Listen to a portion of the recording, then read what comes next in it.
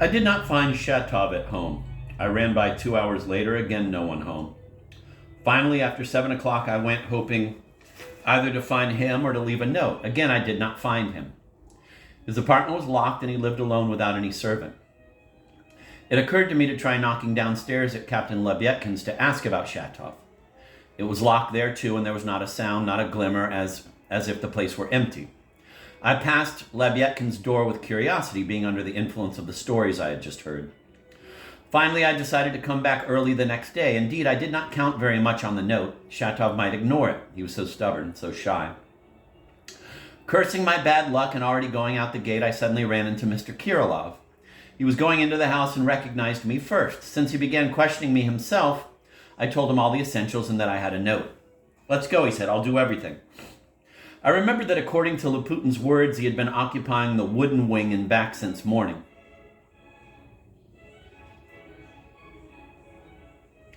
This wing, which was too spacious for him, he shared with some old deaf woman who also served him.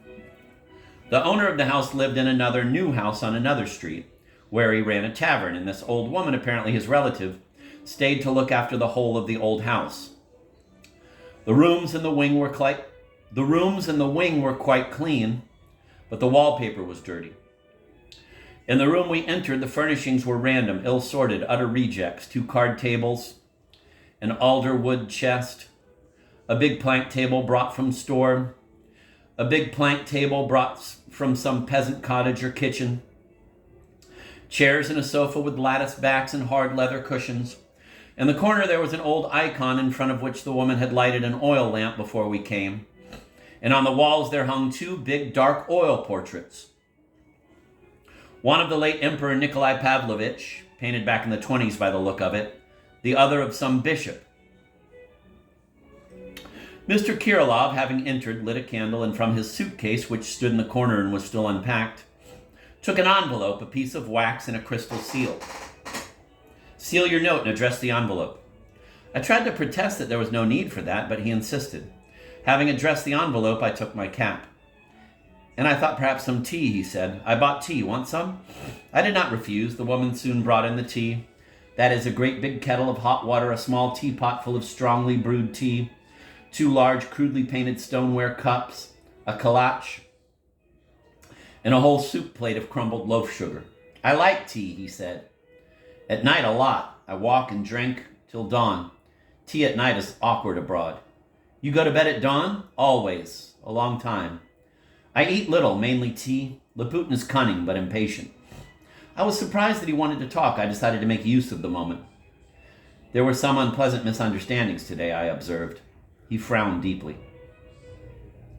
"It's foolishness. Great trifles. It's all trifles because Lebyetkin is drunk. I told Laputin nothing. I just explained the trifles because the other one gets it all wrong. Laputin has a lot of fantasy. In place of the trifles, he made mountains. I trusted Laputin yesterday. And me today?" I laughed. "But you already know. You already know everything from this morning. Laputin is either weak, or impatient, or harmful, or envious." The last little word struck me.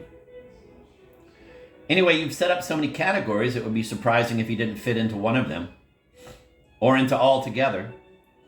"Yes, you're right about that too. Laputin is a chaos. Is it true what he was blathering today, that you're planning to write something?" "Why blathering?" He frowned again, staring at the floor. I apologized and began assuring him that I was not trying to get it out of him. He blushed. "He was telling the truth. I am writing, only it makes no difference." We were silent for a moment. Suddenly he smiled the same childlike smile as that morning. "He invented about the heads himself from books and told me first, and he understands badly, but I'm only looking for the reasons why people don't dare to kill themselves, that's all. And it makes no difference." "What do you mean, don't dare? Do we have so few suicides?" "Very few."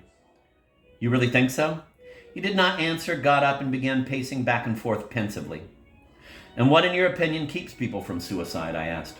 He looked at me distractedly as if trying to recall what we were talking about.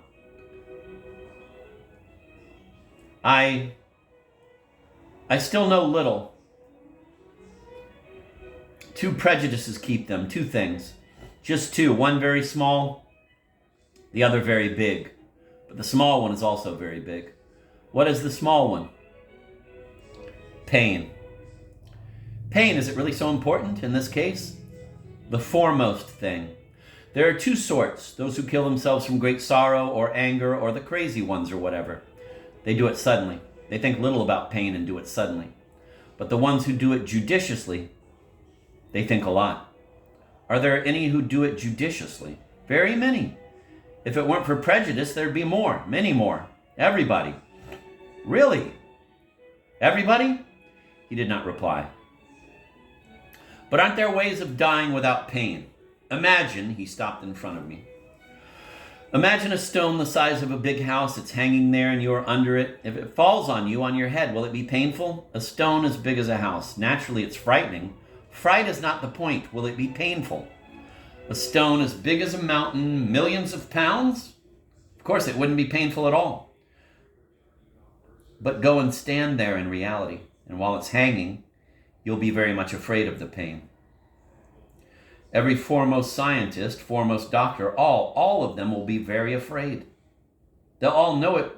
They'll all know it won't be painful, but they'll all be very afraid it will be. Well, and the second reason, the big one, the other world. Punishment, you mean? That makes no difference. The other world, the one other world.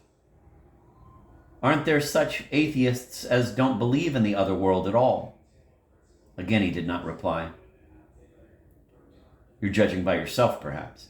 Each man cannot judge except by himself, he said, blushing. There will be entire freedom when it makes no difference whether one lives or does not live. That is the goal to everything.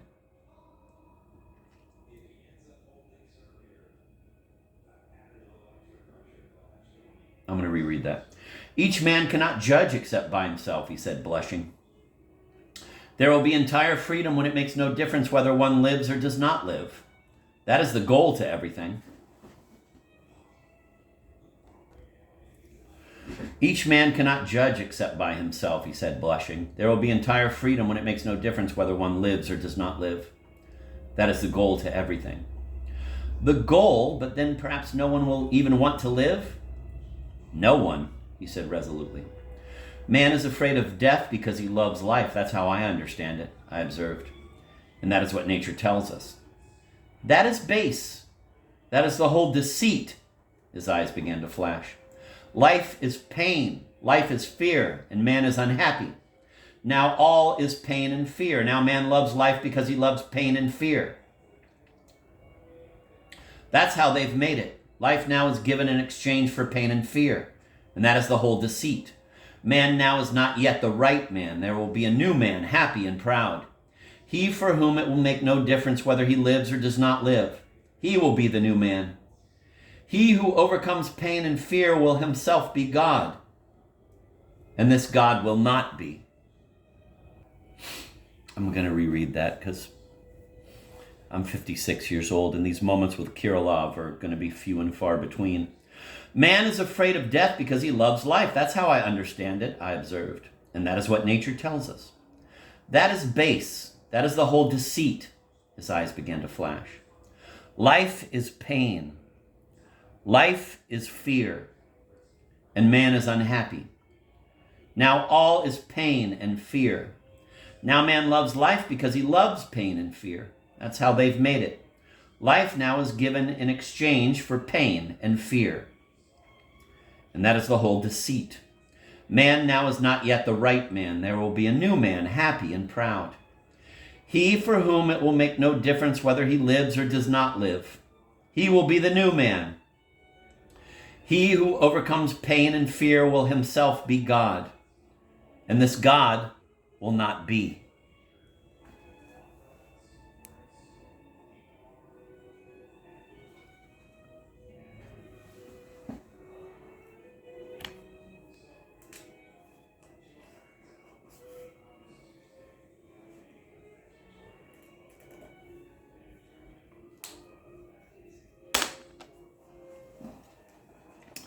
So this God exists, in your opinion? He doesn't, yet he does. There is no pain in the stone, but there is pain in the fear of the stone. God is the pain of the fear of death. He who overcomes pain and fear will himself become God. Then there will be a new life, a new man, everything new. Then history will be divided into two parts, from the gorilla to the destruction of God, and from the destruction of God to the gorilla, to the physical changing of the earth and man. Man will be God and will change physically, and the world will change, and deeds will change, and thoughts, and all feelings. What do you think? Will man then change physically? If it makes no difference whether one lives or does not live, then everyone will kill himself, and perhaps that will be the change. It makes no difference. They will kill the deceit. Whoever wants the main freedom must dare to kill himself. He who dares to kill himself knows the secret of the deceit. There is no further freedom. Here is everything, and there is nothing further. He who dares to kill himself is God. Now anyone can make it so that there will be no God and there will be no anything. But no one has done it yet, not once. There have been millions of suicides, but all not for that. All in fear and not for that. Not to kill fear.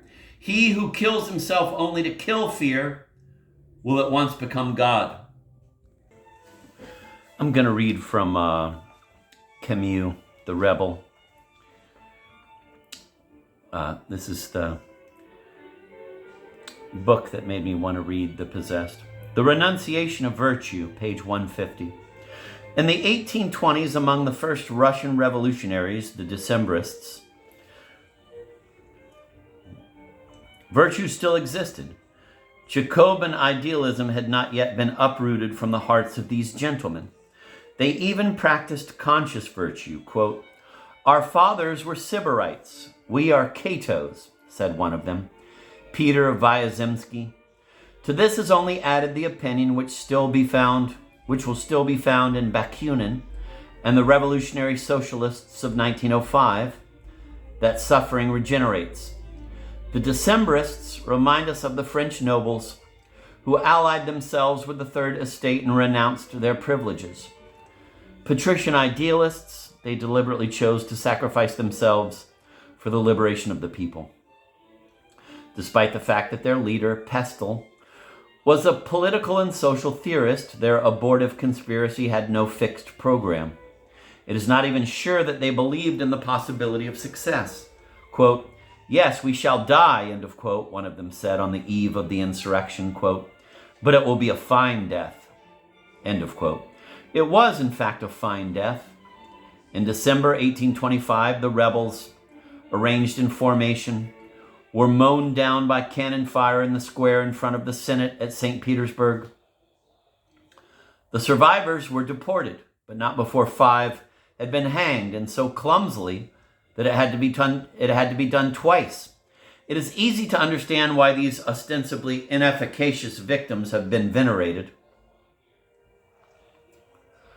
with feelings of exaltation and horror by all of revolutionary Russia. They were exemplary, if not efficacious.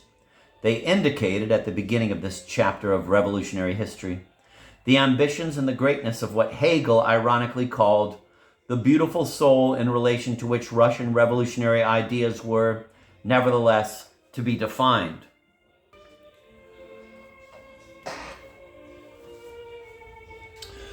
In this atmosphere of exaltation, German thought came to combat French influence and impose its prestige on minds torn between their desire for vengeance and justice and the realization of their own impotent isolation.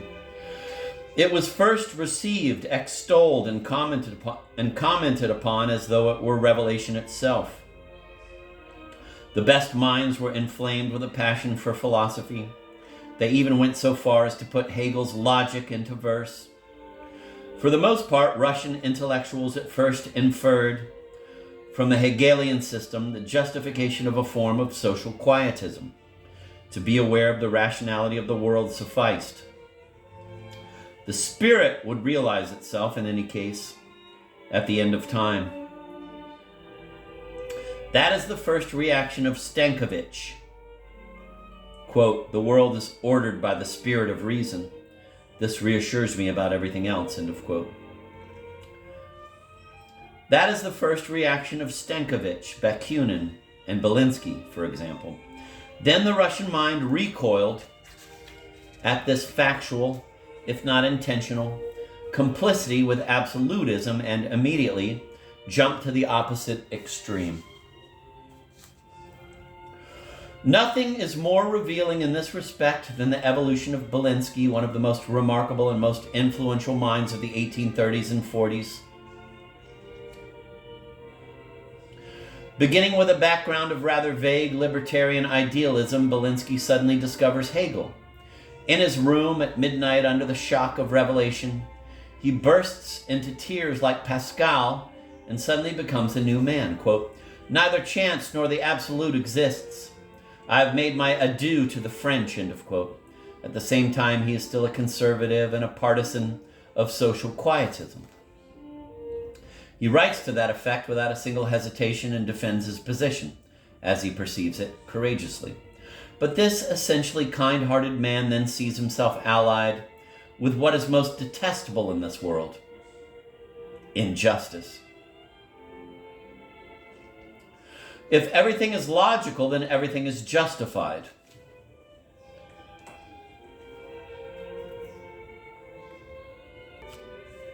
I'm going to reread that. But this essentially kind-hearted man then sees himself allied with what is most detestable in this world: injustice. If everything is logical, then everything is justified. One must consent to the whip, to serfdom, to Siberia. To accept the world and its sufferings seemed to him at one moment the noble thing to do, because he imagined that he would only have to bear his own sufferings and his own contradictions. But if it also implied consent to the sufferings of others, he suddenly discovered that he had not the heart to continue. He set out again in the opposite direction. If one cannot accept the suffering of others, then something in the world cannot be justified, and history, at one point at least, no longer coincides with reason. But history must be completely reasonable, or it is not reasonable at all.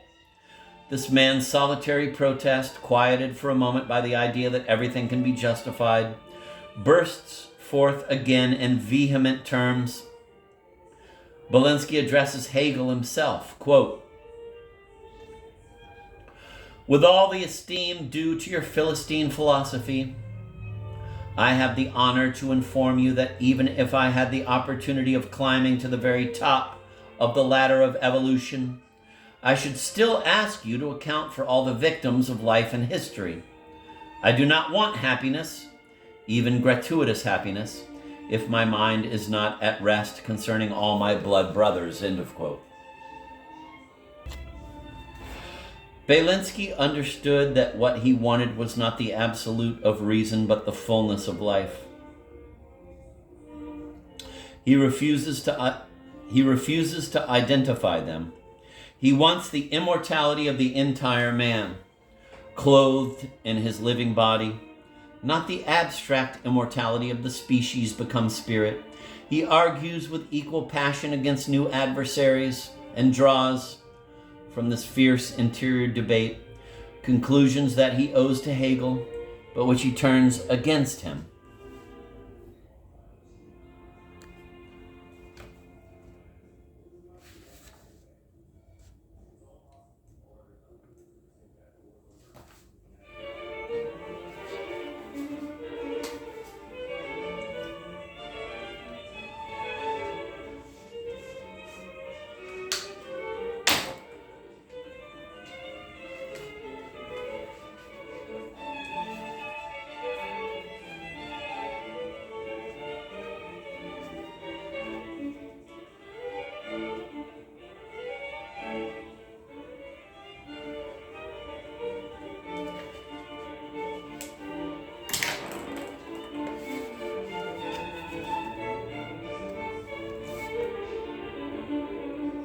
Belinsky understood that what he wanted was not the absolute of reason, but the fullness of life. He refuses to identify them. He wants the immortality of the entire man clothed in his living body, not the abstract immortality of the species become spirit. He argues with equal passion against new adversaries and draws, from this fierce interior debate, conclusions that he owes to Hegel, but which he turns against him. These are the conclusions of individualism in revolt. The individual cannot accept history as it is. He must destroy reality, not collaborate with it, in order to affirm his own existence. Quote, "Negation is my God, as reality formerly was. My heroes are the destroyers of the past. Luther, Voltaire, the encyclopedists, the terrorists, Byron and Cain," end of quote. Thus, we rediscover here simultaneously all the themes of metaphysical rebellion. Certainly the French tradition of individualistic socialism always remained alive in Russia. Saint-Simon and Fourier, who were read in the 1830s, and Proudhon, who was imported in the 40s, inspired the great concepts of Herzen, and very much later those of Pierre Lavrov. But this system, which remained attached to ethical values, finally succumbed, provisionally at any rate, during its great debate with cynical thought. On the other hand, Belinsky rediscovers both with and against Hegel the same tendencies to social individualism, but under the aspect of negation and the rejection of transcendental values. When he dies in 1848, his thought will moreover be very close to that of Herzen. But when he confronts Hegel, he defines with precision an attitude that will be adopted by the nihilists, and at least in part by the terrorists.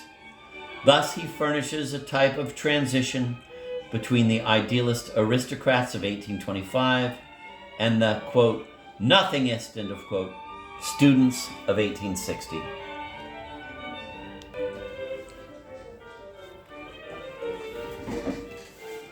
Three of the possessed. When Herzen, in making his apology for the nihilist movement, only to the extent it is true that he sees in it a still greater emancipation from ready-made ideas, writes, quote, "The annihilation of the past is the procreation of the future," end of quote.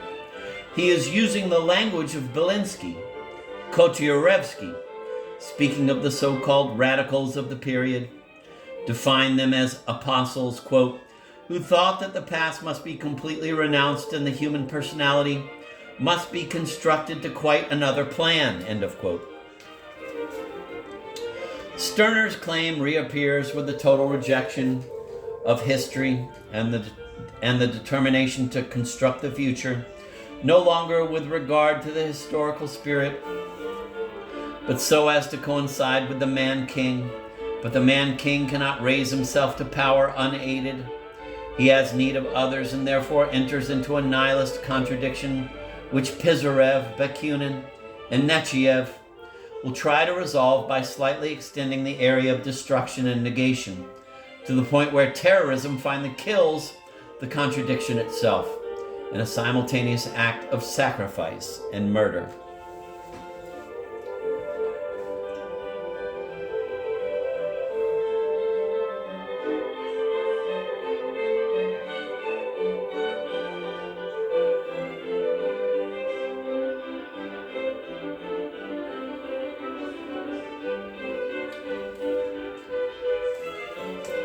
The nihilism of the 1860s began apparently with the most radical negation imaginable, the rejection of any action that was not purely egoistic.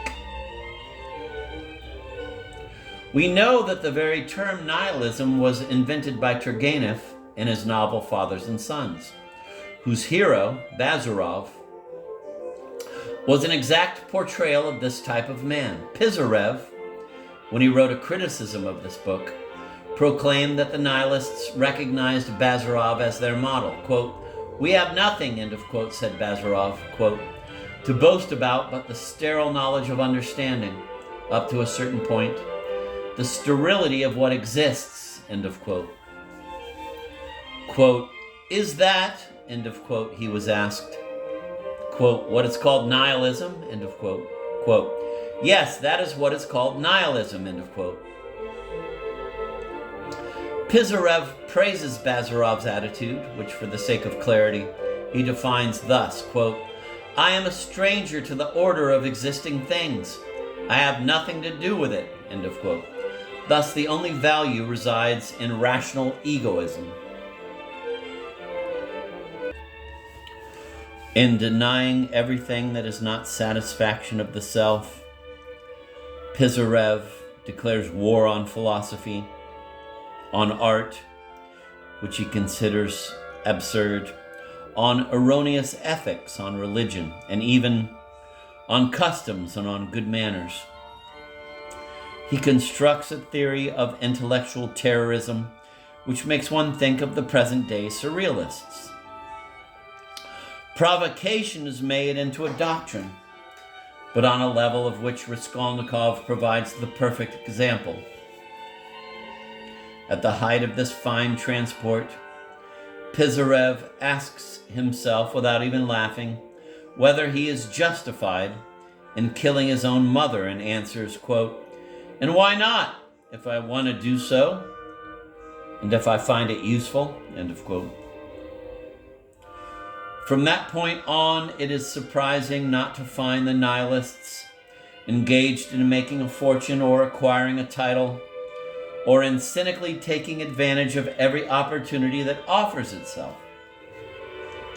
It is true that there were nihilists to be found in advantageous positions on all levels of society, but they did not construct a theory from their cynicism and preferred on all occasions to pay visible and quite inconsequential homage to virtue.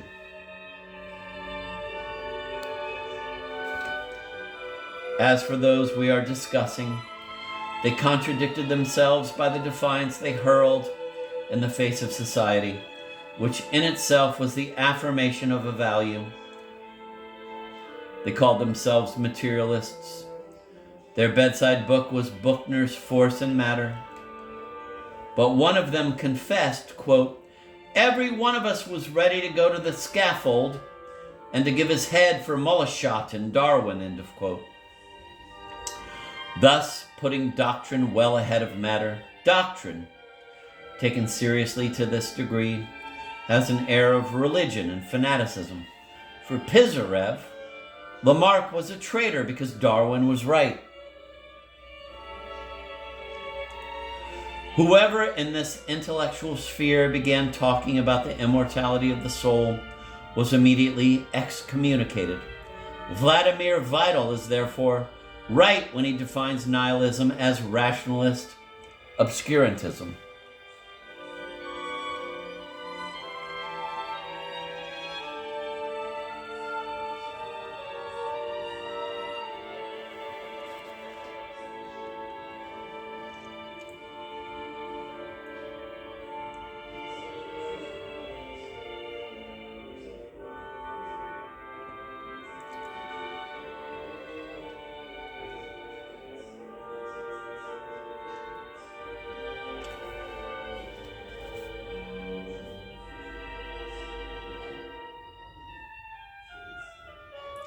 Reason, among the nihilists, strangely enough, annexed the prejudices of faith, choosing the most popularized forms of science worship for their prototype of reason was not the least of the contradictions accepted by these individualists. They denied everything but the most debatable of values, the values of Flaubert's Monsieur Homais,